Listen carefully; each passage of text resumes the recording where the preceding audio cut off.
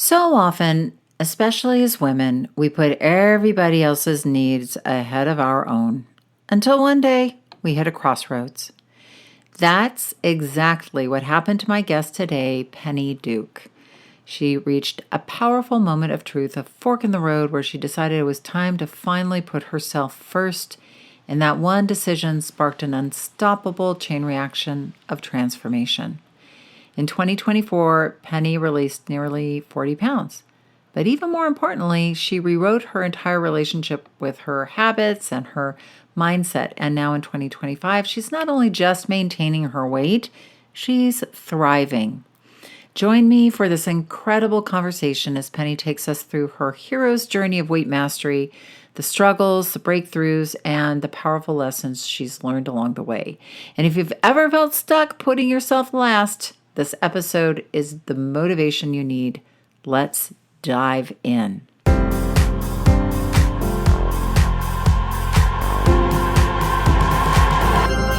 Did you know that our struggle with weight doesn't start with the food on your plate or get fixed in the gym? 80% of our weight struggle is mental. That's right. The key to unlocking long-term weight release and management begins in your mind. Hi there, I'm Rita Black. I'm a clinical hypnotherapist, weight loss expert, best-selling author, and the creator of the Shift Weight Mastery process. And not only have I helped thousands of people over the past 20 years achieve long-term weight mastery, I am also a former weight struggler, carb addict, and binge eater. And after 2 decades of failed diets and fad weight loss programs, I lost 40 pounds with the help of hypnosis. Not only did I release all that weight, I have kept it off for 25 years. Enter the Thin Thinking podcast, where you too will learn how to remove the mental roadblocks that keep you struggling. I'll give you the thin thinking tools, skills, and insights to help you develop the mindset you need, not only to achieve your ideal weight, but to stay there long term and live your best life. Sound good? Let's get started. Welcome and come on in. Hello, newcomers and friends of old. It's great to have you all here in the beginning of March. I am so excited to be here, aren't you? We just finished up the spring masterclass promo last week, but I wanted to let you know, because a lot of people were asking, that there are still classes running if you want to get in. So I've put the link in the show notes, or you can go to www.shiftweightmastery.com/free to get in and get yourself in a class. The master class is great. We do hypnosis. We get into, breaking through those really subconscious weight barriers that are probably keeping you struggling at this point. If you are struggling, hopefully you aren't. Hopefully you are on your road to success. But if so, please come and join me. I love teaching this. It's a great topic and a great way to get energized, motivated, and moving forward. Now, I can't wait to introduce Penny, who was a coach at our last Shift Weight Mastery process. Penny wise and pound foolish. Well, our Penny wisely released 40 pounds, and there is nothing foolish about that.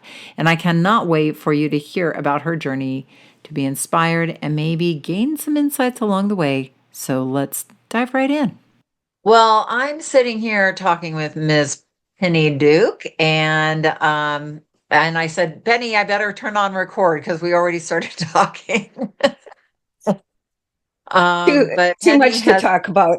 We do. We always have a lot to talk about. So, Penny, how long have I known you? I don't even know. My mind is such a sieve these days. I've known you well over a year.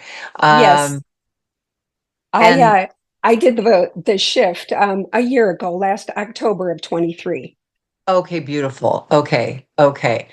And Penny has been now maintaining her ideal weight for a few months since July, and we are in the November, and I don't know when we're going to be playing this, just saying this out to you, the public, our Then Thinking community. Um, but so that's been a number of months. So I wanted to talk to Penny a little bit about her journey of releasing 35 to 40 pounds, and then also dive into maintenance with Penny because everybody has their own way they maintain and their own take on it, just depending on where they're coming from. So I think Penny, before we turned on record, we were talking about making yourself a priority. So we're gonna come back to that. But Penny, just tell us a little bit about you, where you live, what you're up to in life. Give us a little about Penny. Sure. I live in Minnesota. I work in a school, and I've been doing that for a number of years. My kids are growing and out of the house. So this is really my time for me. As I mentioned before, I was born at almost 9 pounds. I came out large and always stayed large, always overweight. When I was 16, I went on my first diet. I'd been through a lot of programs, um, way too numerous to even count up. But last fall, when school started again, I was just tired of how I was, and I wanted to make a change. I was ready for a change. I had done Weight Watchers a couple of times. I had had success with it, but always gained the weight back. I had heard about your program and thought, hypnosis, huh? Well, I've never tried that. I will tell you right now, I don't feel like I have ever been hypnotized, but apparently something has worked because the 40 pounds have been released and are not coming back. So it was a process, but it has been a very good process for me. And the fact that I actually weigh less than what my driver's license says, that is a huge mark of success for me. I love that. I'd love you to talk about like never feeling hypnotized and what you thought hypnosis would be and what your experience of it is. Because I know a lot of people think that they're like, well, I don't feel like I'm hypnotized, but I, I think I had said in one of our meetings when I was Mm. helping with the coaching that I always thought if you got hypnotized, you walked around like a zombie and you clucked like a chicken. Right. And I wasn't doing either one of those things. So I have been very consistent with the meditations and the hypnosis and the coaching when I was involved in the 30-day shift, and I have continued to do the meditations and the hypnosis, and it's just a part of my day. And I know as I got to the end of my 30-day shift, before I heard of the monthly mastery group, I was concerned, like, dear God, I can't not listen to Rita first thing in the morning and last thing at night. What am I going to do? Oh, okay. Well, monthly mastery group, now that took care of that. So, but no, Mm. I don't feel like you have taken over my body or Okay. anything. It's just all very calm and normal, and I'm just Penny like I've always been Penny. I'm just not toting around the extra 40 pounds. Right. Well, I think a lot of why that is due to the fact, and yes, hypnosis and meditation certainly helps, but that you made a decision to, uh, like you were saying, make yourself a priority in your life. Can you talk to us about that? And then I would like to ask you more about your experience of the program and maintenance. But that was something that when you said that, it really struck a chord with me because I hear it so often. So many people fear putting themselves as a priority. And I think, and correct me if I'm wrong, Penny, did you have to go through something in order to do that, mean like giving up this idea that you were like somehow sloughing off because as women we are so trained to be vigilant about others and everything outside of us needs to be perfect first before we even think of tuning in to our care and our own needs. True, true.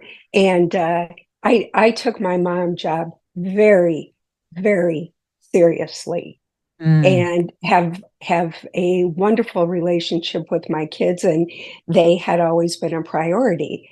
They have been out of the house for 10 plus years.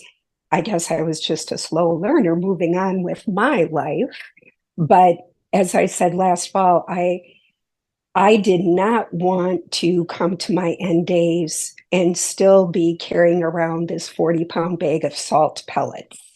I mm. I just I had just had enough, and I was frustrated enough with it, and I thought, really, Penny, it's time that you do something for you and give it your best shot before it's too late. So that's what I decided to do when I heard about you last fall. And That is very cool. it's worked out very well for me. Did you have to struggle though with, I mean, I know you didn't have your children, so you didn't have them to worry about or tend to, but did you have to struggle with any idea of putting yourself first once you made that decision, or once you made that decision, it was pretty easy? Well, everybody only has 24 hours in a day, and you just Mhm. have to decide what your priority is going to be. And I had decided when I signed up for the shift, okay, whatever Rita has laid out for me, however this is supposed to go, the amount of time that I need to dedicate to the program is what I'm going to do. And with my job being part time, that wasn't an issue. So the rest of the day, basically, rather than checking Facebook, hanging on the computer, watching TV, oh, here's a novel idea. Let's go work on the coaching for the day, or let's get out and get a good walk in, or do a fitness class. And Yeah. so I kind of tackled it all at once. Mhm. I have access to some good fitness classes on Zoom, and I'm like, we're not just going to go at this 10%. We're going to give it everything I have. So for me, that worked. I had the time to dedicate to it, and I'm very proud of the results and the success that I've had with it. It's been life changing. Yeah, I, I can tell. And I think that's so cool that you kind of traded in TV and Facebook for fitness classes online. That is so Yeah, cool. yeah, Uh, yeah, I think a lot of people don't realize. I mean, I know a lot of people are very tuned into fitness online, but I've started doing a weightlifting course online, and it just is so helpful just to be able to turn something on in your own home when you don't have time to go to the gym, or even if the weather's bad and you can't get out. And because I know you're in Minnesota, so I know that every day isn't going to be conducive to getting out there. very, very true, very true. And it's just the time you save. You don't have to go drive to the gym and then Mm. park and then get in there and then get ready for the class. I just turn the computer on 5 minutes before the class starts, and boom, here I am, and let's go. Do you do live classes, or do you do classes that are pre-recorded? Both, but Mhm. I do have access to some live classes, which is really fun. Yeah. Do you find yourself signing or being more consistent with those because you know they happen at a certain place and time rather than being, well, I'll just put this off later. Yep. Does it help? Yep.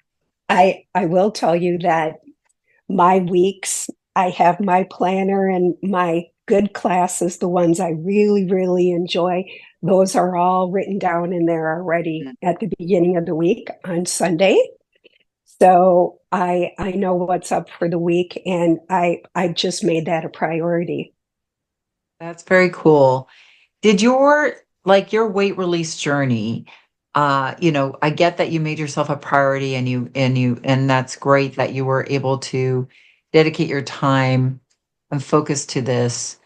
Um, did you hit any plateaus or have any challenges along the way? Because I think sometimes people think, oh, well, Penny, it was just a straight line down the scale for her and it was so I easy, but wish. everybody has their challenges. Like, what were some of your challenges? It went along really smoothly until I got to February, and then it was like, what is wrong with this picture? Because I had been consistently dropping that pound a week that I was trying to, and then it was just like it stopped. I gained a little bit, just a couple of pounds, but then I had to get out the lab coat and the safety glasses and really look at the scientist and say, why is that happening? Okay. So I was getting a little lax on the measuring. Mhm. And it's like, and I wasn't working as hard with the exercise part of it. Mm.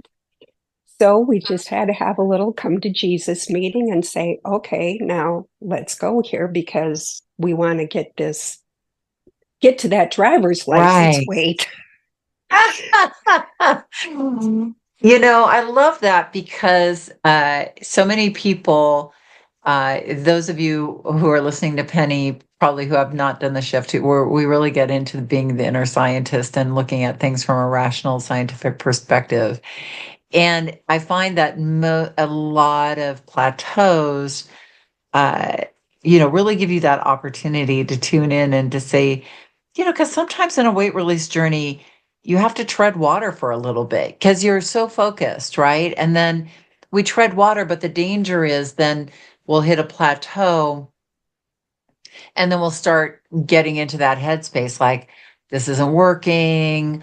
I blew it somehow. And then we overeat and then we go up a few pounds and then we start panicking and then we start to get back in that weight struggle cycle. And what you did and then gain the weight back rather than what you did was, oh, okay, this isn't happening. There's probably a really good reason for that. Let me tune in. And then you made those adjustments because usually like where you were about 5 months in and that's about the time your body is probably, taking a little break, needing to regroup.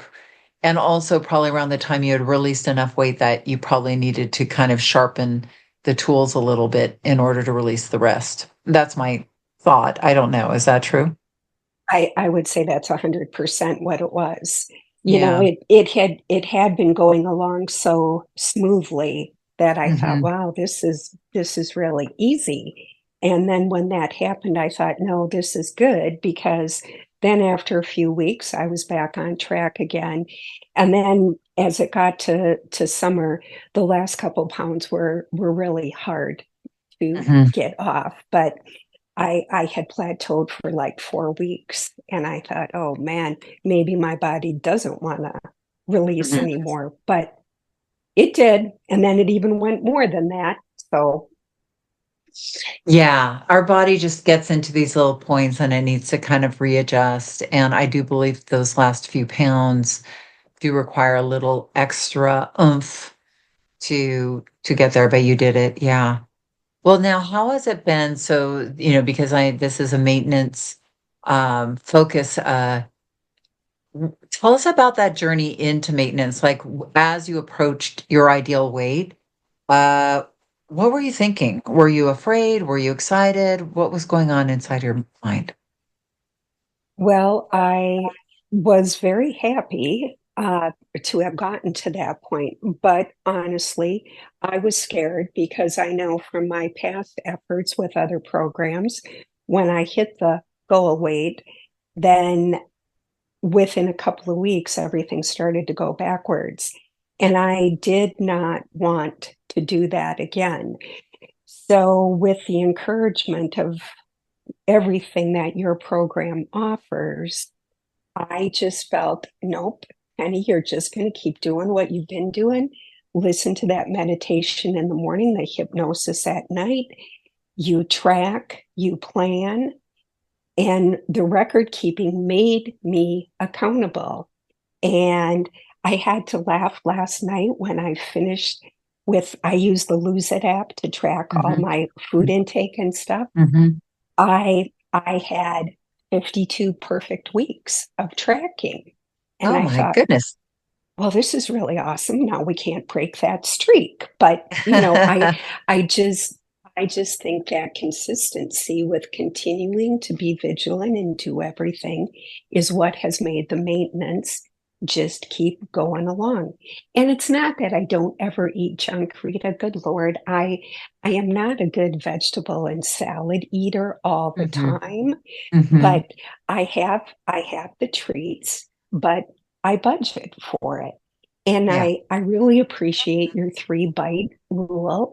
And I'm here to tell you from somebody who could consume a large hot fudge sundae. Now, 3 bites of it, I taste it, I enjoy it, I savor the taste. And after that, I usually toss it out because I don't need any more than that to Yeah. be completely stuffed and feeling sick from it. Yeah. Well, I think also as you tune into your body and learn how to really nourish yourself and stabilize yourself, yeah, you feel that unevenness from overeating those kinds of things much, much more quickly. But that is very cool. I mean, one thing I want to point out a couple of things that you said just for our listeners is I think what Penny's talking about is like it's not that the program is magical, but what happens is we really focus on skill building so that when you get to your ideal weight, it's not about continuing to be good like we're on a diet, but you have skills in place. You obviously have skills of environmental skills. We have environmental skills, which are skills that allow us to interact with our environment powerfully. And some of those are some of the things Penny mentioned, like tracking and just staying clear with reality. But you have also these internal skills, which is you obviously have become a very powerful problem solver. We use that idea of your inner coach and keeping that inner critic and rebel at bay. Um, so for you, uh, you mentioned you sit down and plan on Sunday. Is that something, and now that you're in maintenance, is that easier for you? About the same? Like, is your inner coach sitting down with you? And since the goal isn't to release weight, but it's to maintain, how has that changed? That whole like planning ahead and thinking about it? It gets a lot easier the more that you do it. And yes, now that I'm not in the law or weight release phase, but just maintaining, I just continue to do the same thing. I plan out my exercise for the week and kind of lightly do the menu and the grocery list to go along with that. And it keeps me focused enough that I can keep calm about it. I used to be very food focused. There could be any scrap of any kind of food sitting on the counter, and all I could do is think about what it was. I didn't Mm, realize I had a problem until my son was home once a year or so ago. And he's naturally thin. And I said, so you see that bagel over there on the counter? And he's like, yeah. I go, does that bother you? He goes, no, why would I even think about it? And I went, I think I have a problem here if I'm thinking about that all the time and he's not. So just, and now that stuff sits on the counter, it doesn't bother me at all. very cool. I love that. What else about maintenance did it take you a little while? Because a lot of our other maintainers, it takes a little while to kind of figure out the thermodynamics of maintenance, meaning, how much exercise you're doing. You had to kind of elevate the amount you were eating to, obviously not continue to release. How did that go for you? And did you learn anything in that process? Yeah, I thought that part of it was going to be a struggle. And it surprised me after a couple of weeks. I just kind of slid right into it. I am not as accurate as what I had been with my measurements, but I Mm-hmm. continue to track stuff 2 days ago, I had a rough day and I was 578 calories over for my daily total. And I was like, whoa, wow. But some days are just rough days, and that's okay. I just got up the next morning, had a big glass of water and a very protein intense breakfast, and everything calmed down, and I was felt like I was okay. I'm okay again now. So Back on track. Yeah. right, right. So yeah, have you exercised that back on track muscle a lot, like getting Yep, back on track? yep. Yeah. Sometimes that's what you have to do, but grateful that that is there. Yeah. I mean, I think that's something else too for our listeners is that I think they listen to people who have released weight like you, Penny, and maintain and think, oh, well, they've got it all figured out rather than, you still have rough days, like you just said. There are days that you go over and it's really being able to stay in that gray area that we call it, not black and white, good or bad, but just like, wow, that day was a day, wasn't it? And, what do I do? What are the steps so that I can immediately pull myself back into my mode rather than becoming an issue. Um, Penny, I wonder, you work at a school and you're around probably lots of food, I would imagine, with all what are the grades that you of the school that you work at? Right. So kindergarten through sixth grade. Oh my goodness, the worst as far as like GAC, right? Birthday treats every other day. Yeah. Teacher's lounge full of let's see who can outdo each other with what we're going to bake and bring in to share. Oh wow. And so how have you managed that? Because I imagine there are other people who work in offices or fellow teachers, educators who are, around the same sort of stuff. How did you make up your mind around what you're going to bring into your body and what you're going to leave behind? Well, the first thing I decided was when the children come around with birthday treats, I wish them happy birthday and always say no, thank you, because it's not really anything I would want to put in my body now.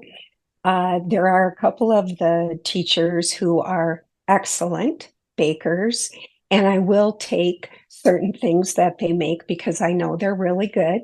But I exercise the 3-bite rule with those. I just cut Mhm. myself a really small piece of it and I enjoy it. And yep, it still tastes as good as it always has. But I just limit myself to it because, you know, I have all these clothes now that are 3 sizes smaller than what they were a year ago. And I like them and I just want to continue to be able to wear them. Yeah. Uh, and like you said, you've eaten them before. You know what? Yep, still tastes like that. Still Yep. awesome. And, Yep. 3 bites is really the amount that we need before we kind of started become desensitized to the taste anyway.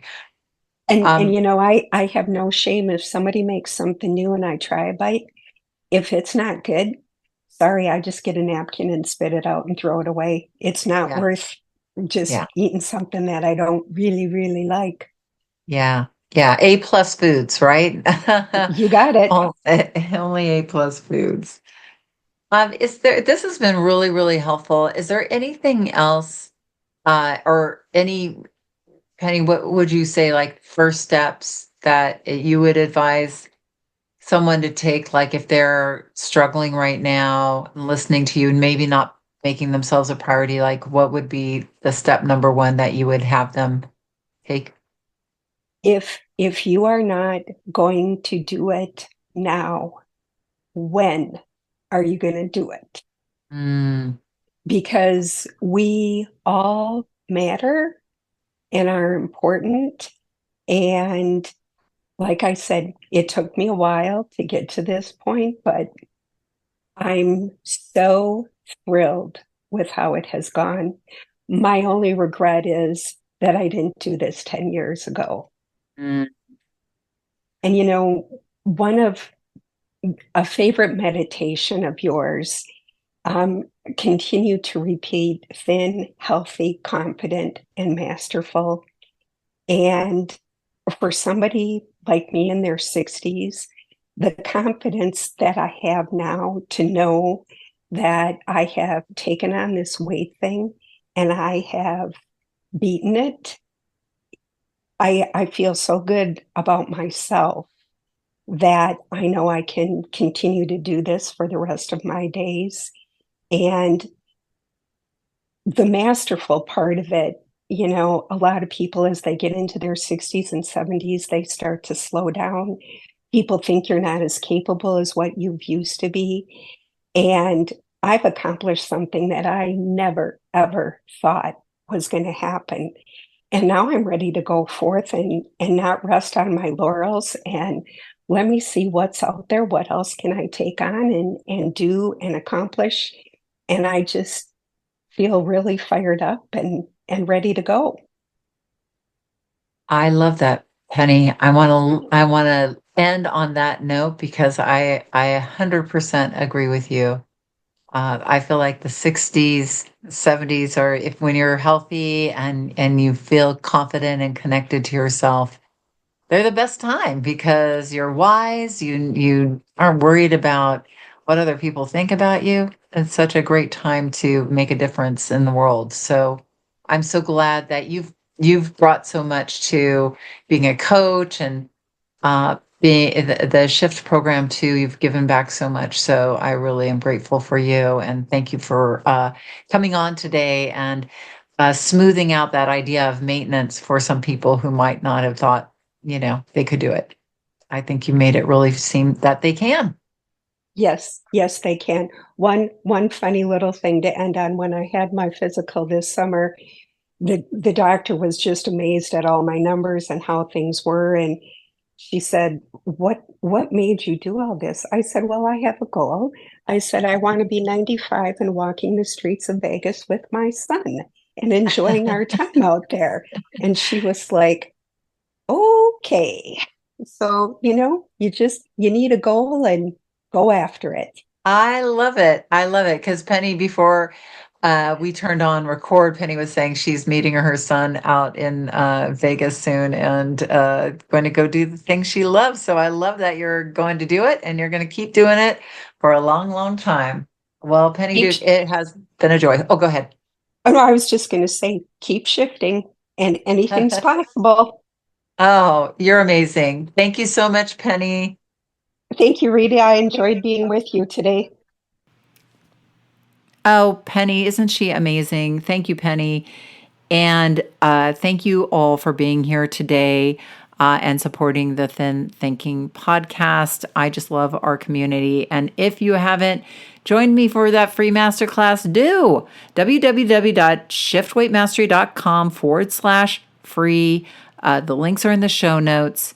And go and have an amazing week. And remember that the key, and probably the only key to unlocking the door of the weight struggle, is inside you. So keep listening and find it. We will be here next week. Thanks for listening to the Thin Thinking podcast. Did that episode go by way too fast for you? If so, and you want to dive deeper into the mindset of long-term weight release, head on over to www.shiftweightmastery.com. That's www.shiftweightmastery.com, where you'll find numerous tools and resources to help you unlock your mind for permanent weight release, tips, strategies, and more. And be sure to check the show notes to learn more about my book, From Fat to Thin Thinking, Unlock Your Mind for Permanent Weight Loss, and to learn how to subscribe to the podcast so that you never miss an episode.